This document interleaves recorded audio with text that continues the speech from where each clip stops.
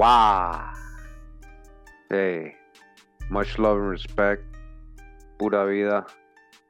This is a quick video, but a very interesting story here in person. Special Amaru Khan. In this new series, I decided to create Unsung Heroes of Ancient America. I always run across a lot of interesting stories, a lot of interesting people in these old books. Many whose stories are never told. Not a lot could be found, but I still wanted to acknowledge these people for what they did and what they stood for. And we're going to start this part one with Galvarino.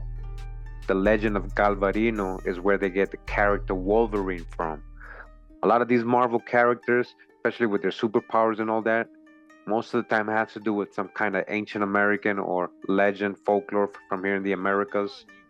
Just take, for example, our Black Panther video. You already know. The Jaguar Warriors, the Black Panthers, that was all right here. Wakanda, that's an American indigenous word. I ain't making this up. You guys know what I'm talking about. Wolverine is one of my favorite characters on X-Men. So when I learned about this cacique, because he was a chief, I just thought it was incredible. Hope you guys enjoyed this story and this dedication to Galvarino. And just one of the many images they got online. This seems to be from an older book.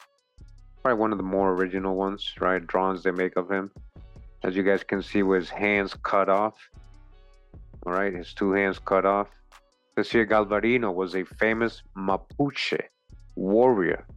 All right, a Mapuche warrior during the majority of the early part of the Arauco War. So let's learn a little bit about the Mapuche real quick.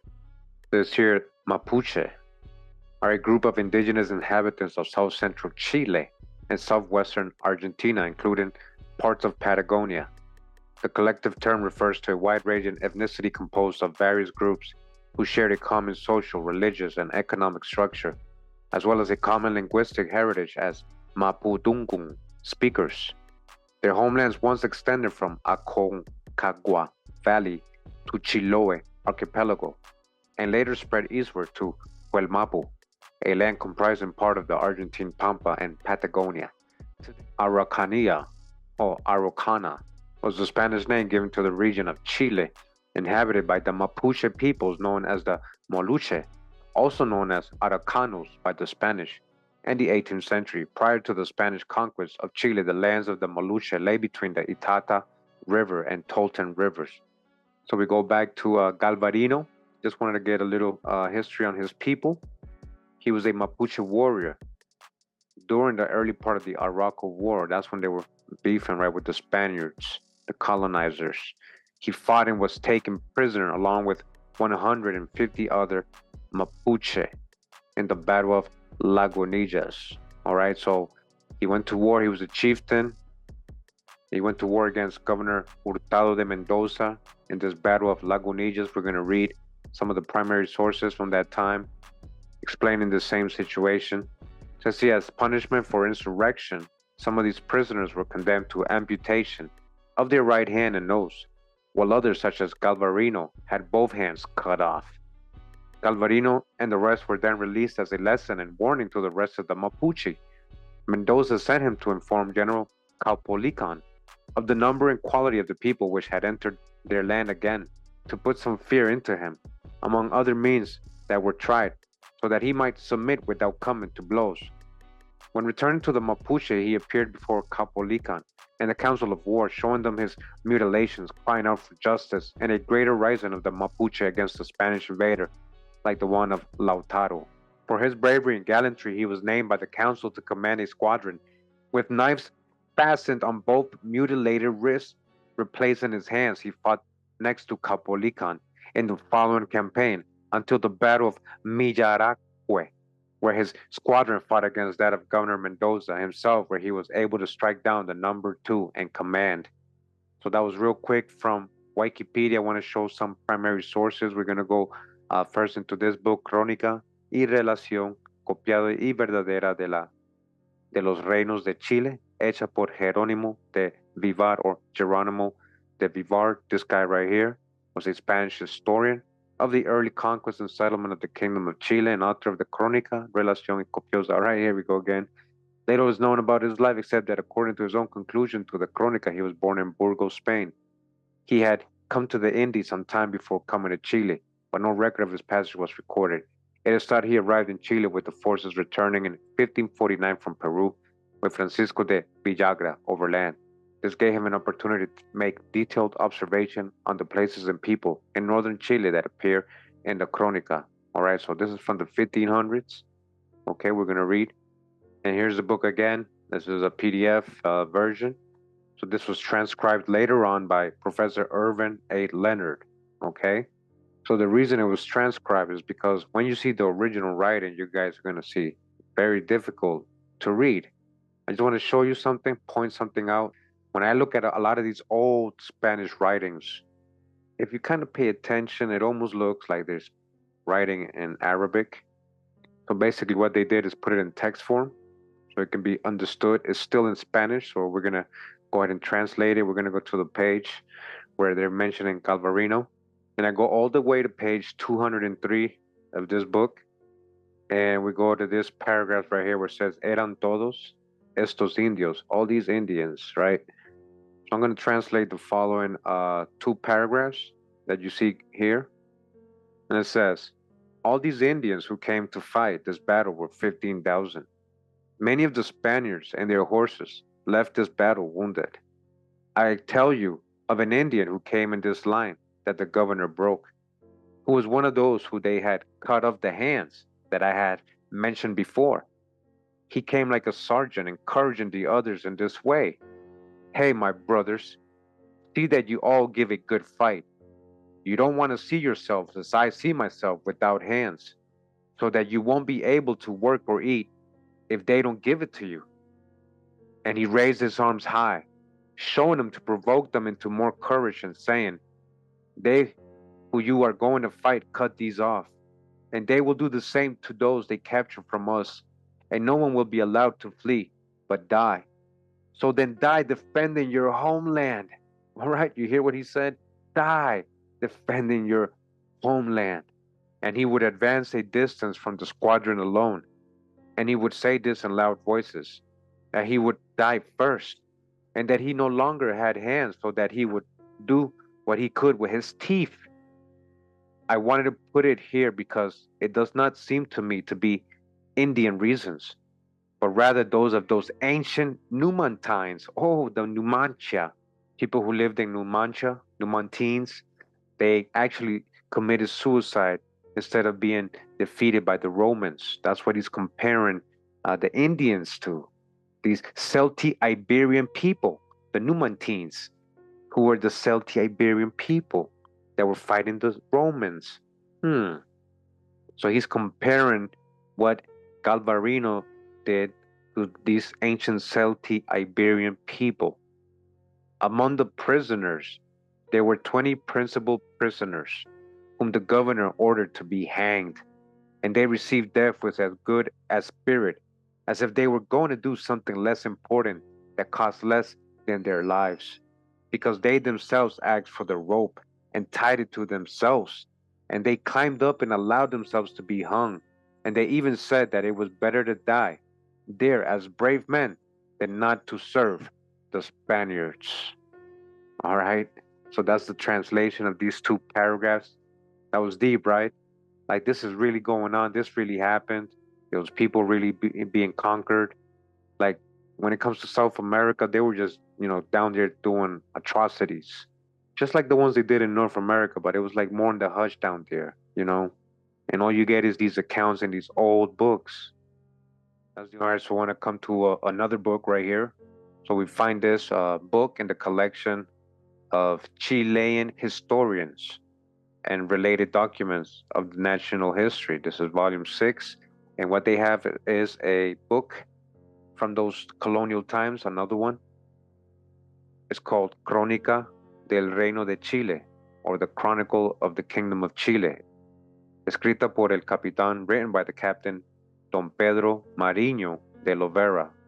He was the Marquis of Cañete, Vicereal and Captain General of the kingdoms of Peru in Chile. Okay, we're gonna go get his account. So all the way in page 212 of this book, of course, they start talking about the story of Galvarino.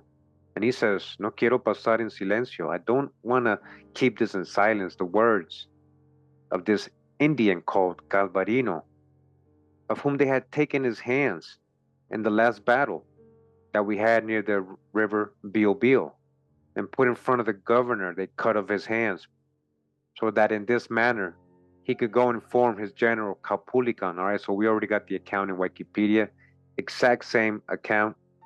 So he goes on to say, yeah, he went to tell, his general Caupolicán the story, but he went actually with a lot of rage and courage. And now that his hands were gone, he was going to fight more stronger with his mind and his tongue. So he was there to incite the people. He was ready. He strapped on the blades. He's like, let's go. So he actually did a lot more damage with his tongue, is what the author is saying, this conquistador, right? Now, I want to bring you to a part down here where they quote what Galvarino told his people. Let me just zoom in. So it's this part right here highlighted. And Galvarino says, my brothers, what is stopping you to go after these Christians, seeing the obvious damage, which from the day they entered our kingdom until today they have done and are still doing? And they will even do to you what you see, which they have done to me, cutting off my hands. If you are not diligent in taking advantage of them and going to war with them and destroying these people who are so harmful to us and our children. All right, so he was warning them, hey, look what they did to me, they're going to do the same to all our children and women. It's all harm they bring to us, nothing good.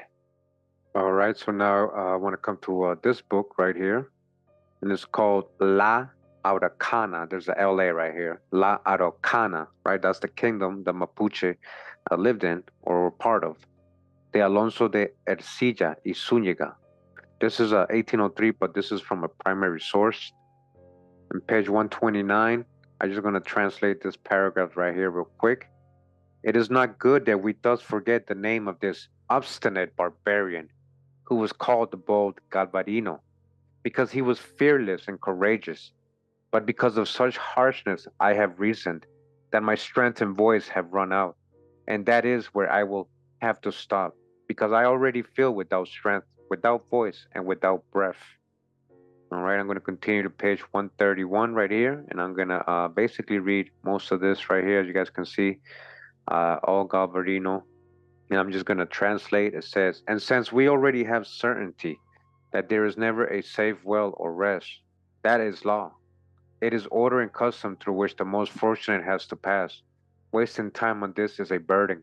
And so for not being long and troublesome, I just want to tell what cause to despise this young man, Galvarino. He who, although wounded and bleeding to death, endued so much courage and rage that he arrived in Andalican, where Caupolicán had his army lodged. It was the line that the illustrious Senate and Secret Council provided the things of war and necessities, given and taking opinions on it, who, with just fear, made difficult the reckless claim of some, who, by showing courage, facilitated any difficult inconvenience, who approved a lawful concert, who was of this different vote, trying to force their speeches and opinions with reasons.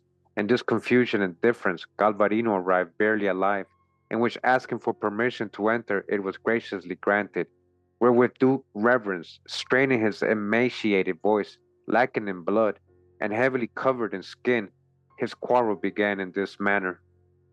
If you were to avenge, holy men, the alien injury so truly, and in strange lands and nations they have already overshadowed your banners, how now in your own possessions some foreign bastards come to oppress and conquer you, and you are so lukewarm to avenge them. Look at my body here torn to pieces, a member of yours, that they send me as insult to the Senate, so that it knows how to give an account of them. Look at your reproached courage, and what in me the tyrant represents to you, swearing not to leave any cacique without dismembering them all, one by one. So I go to the next page, and I'm going to translate over here in the top. It says, well, Some foreign enemies with a title and a name of clemency offer to accept you as friends, wanting to reduce you to their obedience, and if you do not submit, they promise to oppress your insolence with punishments without leaving the reserved knife to gender, religion, age, or state. Come back. Come to your senses. Do not listen to their lies, deals, and twists, because they all straighten up to one party, which comes to tarnish your exploits. That the occasion that has brought them here, through such strange seas and lands, is the sweet gold that is enclosed in the fertile veins of this land. All right, it was the gold they wanted, and it is a color. It is obvious appearance to want to show that the main attempt was to spread the Christian religion. He's saying this is what they use as an excuse to conquer you, right? The Christian religion, being pure interest, its foundation, its claim to greed flows, that everything else is pretense. Well, we see that they are more than other people, adulterers, thieves, insolent, when sinister fate and hard luck certainly threaten us in the future, we can choose an honest death, a brief, easy, and safe remedy. All right, so I just wanted to read that. I thought it was deep. Like, this guy was pretty deep, right? Galvarino, this chief.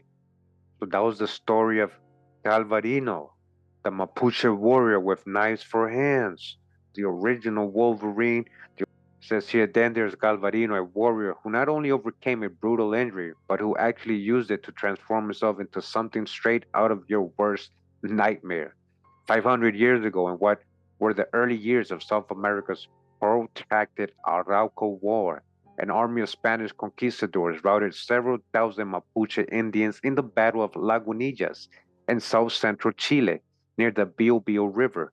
The Spanish captured 150 Mapuche prisoners, among them a young chieftain named Galvarino, and marched them back to the Spanish encampment after a swift and no doubt impartial trial.